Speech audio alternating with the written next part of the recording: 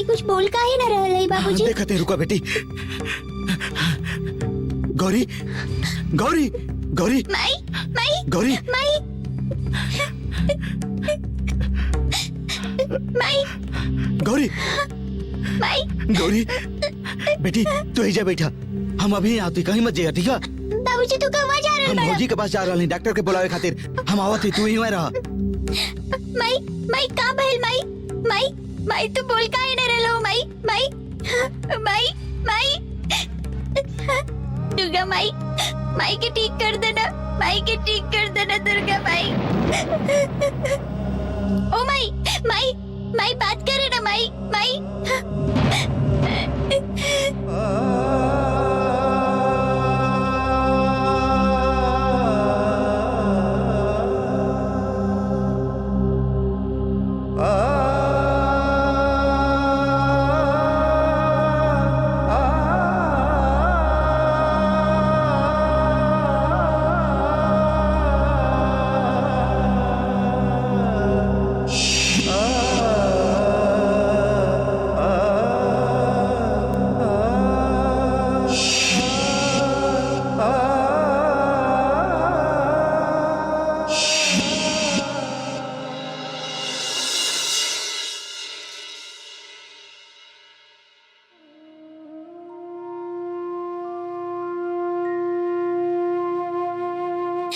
दुर्गा माई माई के ठीक कर देना दुर्गा माई।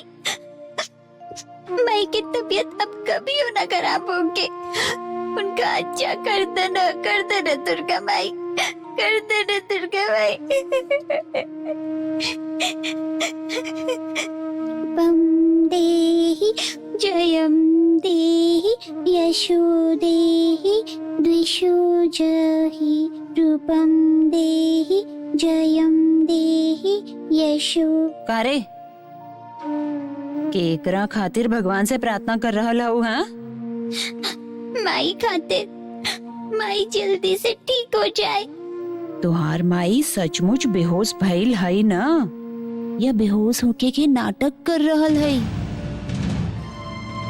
ना, हम तो ये कहत रही कि गौरी जितना दिन तक बेहोश रही उतना दिन तक तू तो ई घर में रह पाईबू ना, राजकुमारी के तरह। यही से हम कहत रही। चंचला फिर से तू बकवास शुरू कर दिलो।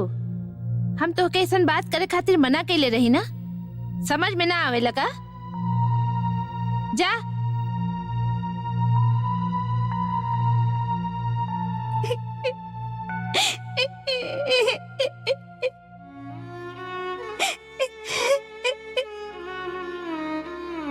का भइल बेटा? फुआ चंचला मौसी सही ना कह रहल है, माई सचमुच में बेहोश हो गई है, उनकर तबीयत सच में खराब है। चंचला मौसी ऐसन काहे कह रहल है? काहे? हम जाने ली अन्नपूर्णा कि गौरी की तबीयत सचमुच में खराब है। दूसर लोग का कह रहल बाड़न, एकरा बारे में तू काहे परेशान हो रहलो? सच कहा इता तू अच्छा तरह से जाने लू, फिर काहे दुखी हो? हमके बहुत डर लग रहा है फुआ, माई के कुछ होई त ना फुआ। माई ठीक हो जाई बेटा, ठीक हो जाई। अच्छा अन्नपूर्णा तू तो बहुत हिम्मत वाली हो, फिर तू इस तरह घबरा काहे रहलो? हम तो जाने ली कि तू बहुत हिम्मत वाली हो। डॉक्टर साहब के आवे दा, वो दोबारा देखिए, फिर वो दवाई दी है, जैसे माई तुरंत ठीक हो जाई, एकदम ठीक हो जाई। हम कह रही ना, प्यारी बेटी हमारी, रोवा मत बेटा, मत रोवा बेटा, चुप हो जा बेटा।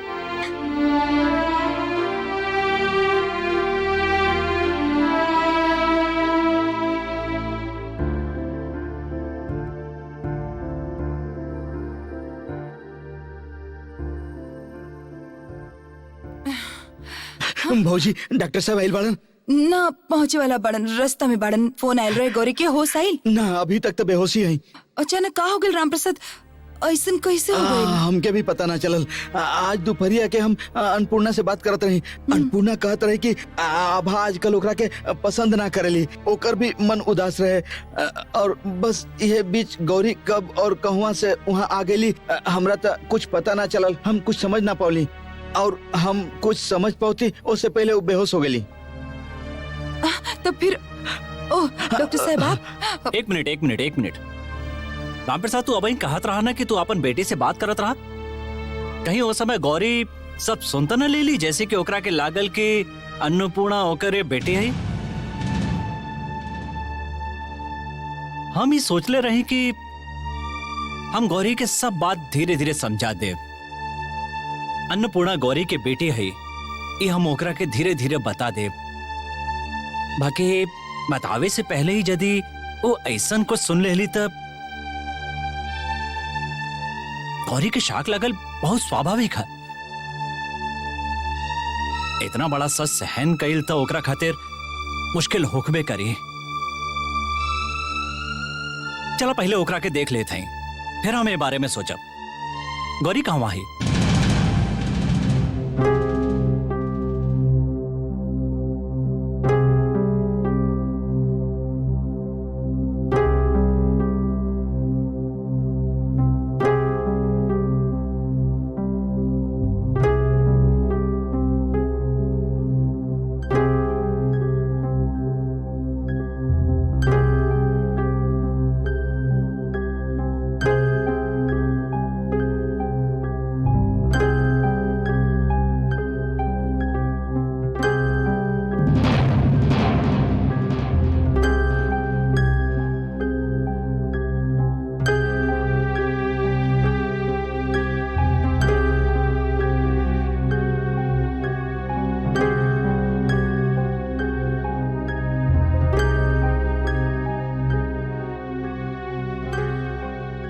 गौरी आज ठीक से खाना खैले रही कि ना? हम तो ई बात पर ठीक से ध्यान ना दिली। हमके भी ठीक से याद ना आ रहल है, कहे कि आजकल अपन कमरा में ही खाना खाई लिए से कंफर्म नहीं की। वैसे भइल कहा डॉक्टर साहब? देखिए वैसे चिंता करे वाला कोनो बात हमके नहीं खेलागत। ज्यादा मेहनत कैले हुई है, ठीक से खाना भी ना खैले हुई है, एकरा से भी हो सकेला। या फिर यो हो सकेला कि राम प्रसाद और अन्नपूर्णा जब बात करत रहन तब गौरी कुछ सुन लेले होके, गौरी के पता चल गई होके कि अन्नपूर्णा इनकर बेटी है। इतना बड़ा बात सुन के शायद इनका झटका लागल जे ई सह न पाइली। और ऐसा अक्सर होखेला, कोनो बात अचानक सुने या जान गईला पर अक्सर ऐसा हो जाला। एनीवे अब अही तो रात हो गईला, हमके लागत है कि गौरी के अब अही सुते देवे के चाहिए। राम प्रसाद तू गौरी के पास ही रहिया। और जब भी उठी हैं तो इनका के अन्नपूर्णा के बारे में धीरे से समझा दिया और जे भी मंगी है दिया। वैसे तो इनका तबीयत ठीक ही है, अचानक ब्लड प्रेशर कम हो जाए से शायद ऐसा हो गए।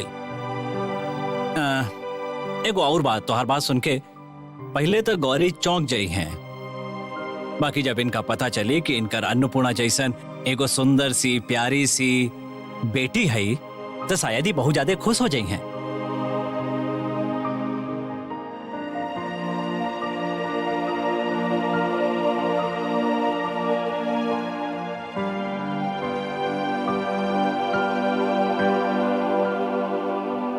अच्छा तब हम चलत हैं, हम कल फिर आए। हाँ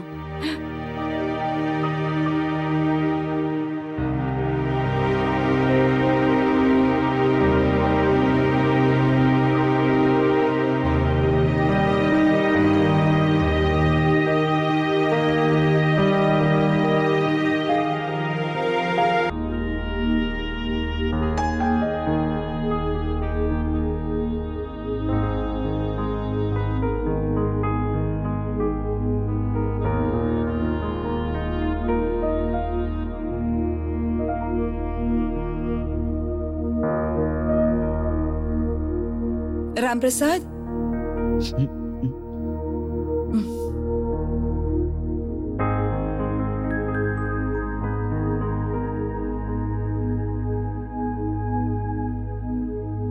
चाय पी लो। आप ये सब काहे करत हैं? हमरा खातिर चाय काहे ले एली? हाँ, हमरा खातिर चाय लावे के का जरूरत रहे भौजी? जरूरत रहे राम प्रसाद, हम जाने ली कि तू पूरा रात नहीं खा सुतल, कल रात से खाना भी नहीं खा खैले। ना हम ठीक हैं, हमार खाए के मन ना कर रहा है भौजी। ऐसे ना चली राम प्रसाद, खाना ना खाए तो तबीयत बिगड़ जाई। चाय बिस्कुट खा ला।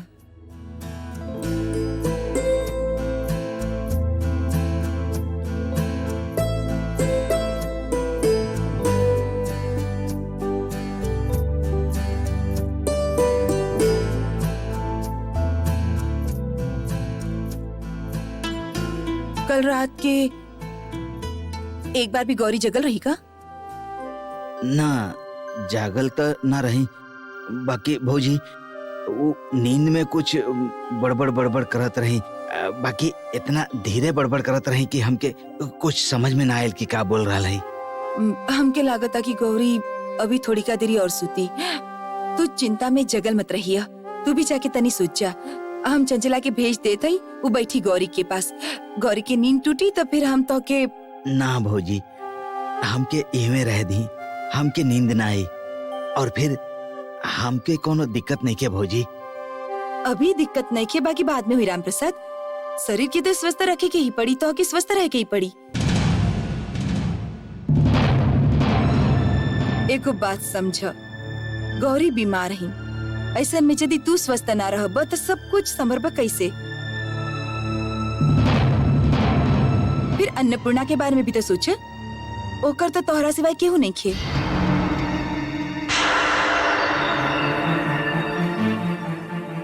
आखिरकार वो तोहर बेटी है।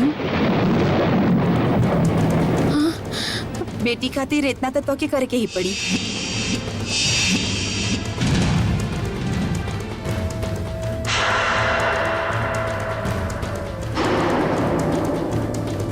हम चंचला के भेज देते हैं, तो आराम कर लो, ठीक है?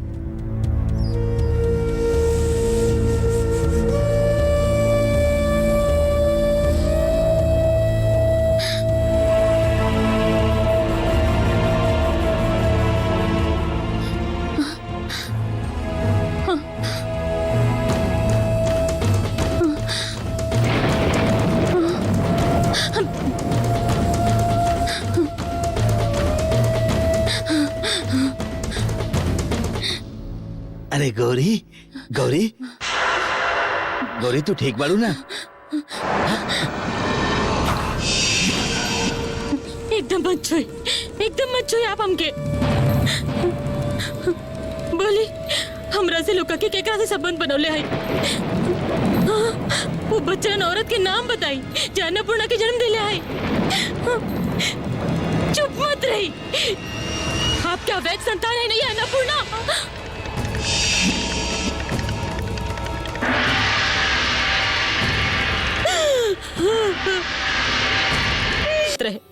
लागत ही रही कि आप हमरा से कुछ छिपा रहा है।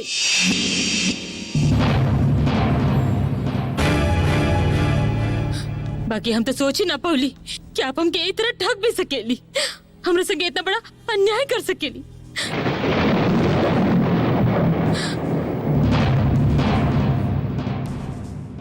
हम सोच भी ना पाउली कि आप हमरा संगे इतना बड़ा अन्याय कर रहे हो। हम सोच भी ना पाउली।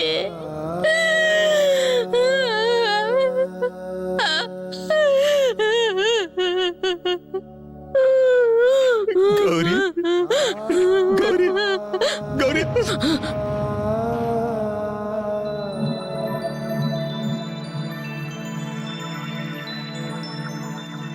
मत चाहिए, एकदम मत छुई हमके।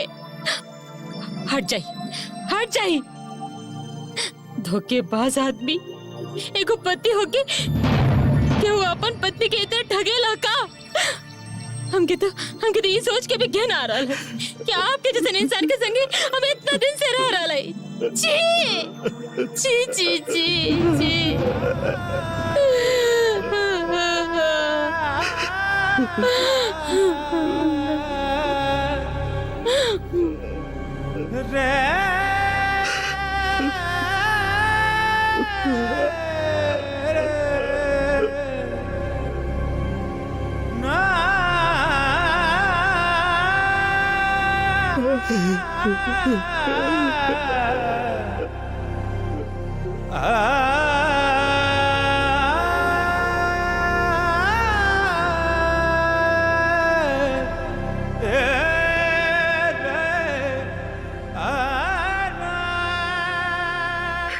गौरी गौरी तू हमरा पर विश्वास करा, गलत मत समझा हमके। काहे तरह से आप हमके ठगली बोली बोली ना, कैसे कर पाउली आप?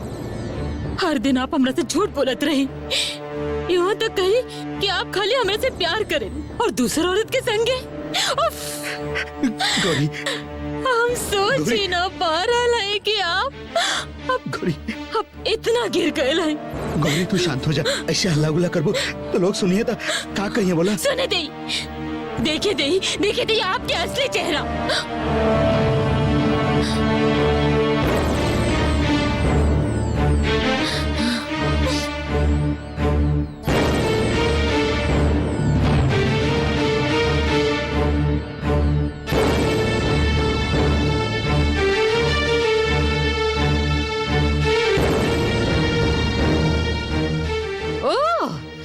आ गई लो तू।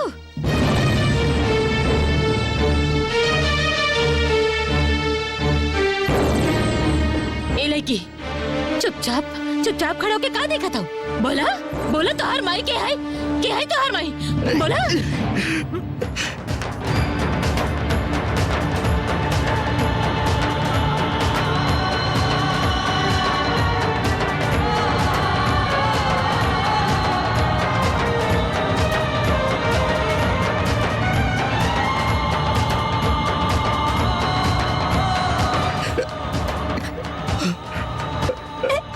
गौरी ओकरा के छोड़ दो। गौरी ये क्या कर रहा लो तू? हाँ चला, ये क्या कर रहा लो तू? यहाँ बैठा क्या कर रहा लो तू? हाँ इतना प्यार है एकरा से, अपन पाप छुपा रहे आप? हाँ ये अवैध लड़की से इतना प्यार? चुप, एकदम चुप। अन्नपूर्णा के विषय में एक शब्द भी मत बोलिए तू।